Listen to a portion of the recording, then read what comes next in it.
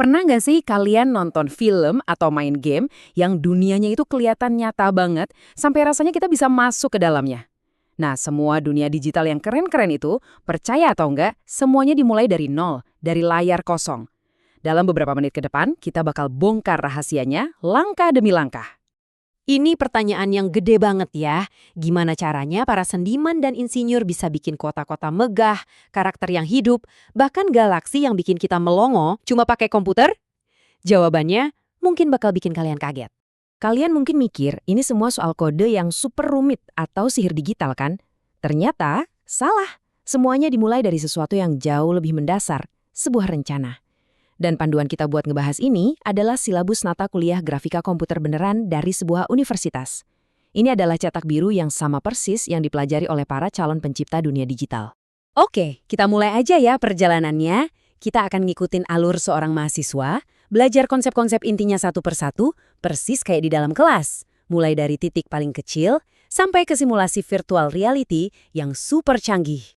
Oke, modul pertama, kita harus belajar bahasanya dulu. Sebelum kita bisa membangun apa-apa, kita perlu tahu cara ngomong sama komputer untuk mendeskripsikan objek di dunia virtual. Dan bahasa ini intinya adalah matematika. Tapi tenang aja, ini lebih intuitif dari yang kalian bayangin kok. Konsep paling dasar yang harus kita pegang itu namanya vektor. Anggap aja ini kayak alamat GPS. Setiap titik, setiap sudut dari model 3D punya alamat uniknya sendiri. Sebuah vektor yang ngasih tahu komputer, "Weh, aku di sini, arahku ke sana." Nah, kalau vektor itu kata bendanya, alamat si objek, maka transformasi ini adalah kata kerjanya. Inilah yang bikin semua bisa gerak, bisa beraksi. Setiap gerakan, setiap putaran, setiap perubahan ukuran yang kalian lihat di layar, itu semua diatur sama aturan matematika simple ini. Semua gerakan sekeren apapun yang bisa kalian bayangin, mobil ngedrift atau karakter yang lompat, itu semua sebenarnya cuma kombinasi dari 3 gerakan super dasar ini. Dipindahin, diputer, sama diubah ukurannya. Cuma itu. Kalau ketiganya digabungin, jadilah ilusi gerakan yang nggak ada batasnya. Oke, bahasanya udah dapet nih. Sekarang waktunya kita mulai membangun. Dan sama kayak alam semesta kita akan mulai dari komponen yang paling kecil. Setiap pahlawan super, setiap mobil balap, setiap naga yang epik, semuanya itu berawal dari sini. Sekumpulan titik-titik sederhana di ruang hampa. Titik ini namanya vertex. Inilah atom dari dunia digital kita. Tapi kan titik doang nggak cukup ya.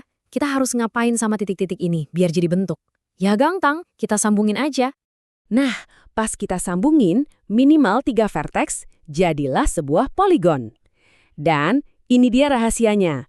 Semua model 3D yang kelihatan rumit banget itu sebenarnya cuma cangkang kosong yang dibikin dari ribuan atau bahkan jutaan kepingan-kepingan poligon datar ini yang ditempel-tempel jadi satu.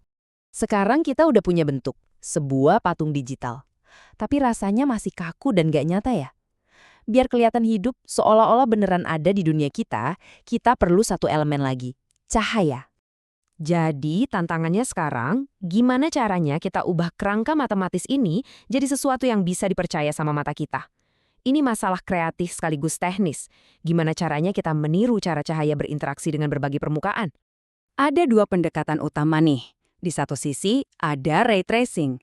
Ini benar-benar nyimulasiin jalur tiap sinar cahaya satu persatu. Hasilnya, realistis banget, kayak di film-film. Tapi ya gitu, lemot. Nah, di sisi lain ada rasterisasi yang kayak ngambil jalan pintas. Dia cepat-cepat ngubah model 3D jadi piksel di layar kita. Nggak sesempurna itu, tapi super cepat. Makanya pas banget buat video game. Oke, objek kita udah kelihatan real. Tapi, kok diem aja? Kayak manekin di toko. Yuk, sekarang kita kasih nyawa. Kita kasih gerakan ke dunia kita. Para animator itu pakai beberapa trik utama. Pertama ada keyframing, di mana mereka nentuin pose awal sama pose akhir, terus komputernya yang mikirin gerakan di antaranya. Keren kan? Buat karakter, mereka bikin tulang digital di dalamnya, jadi bisa digerakin kayak boneka. Terus buat hal-hal rumit kayak kain berkibar atau ledakan, mereka serahin aja ke simulasi fisika, biar komputer yang ngitung semuanya.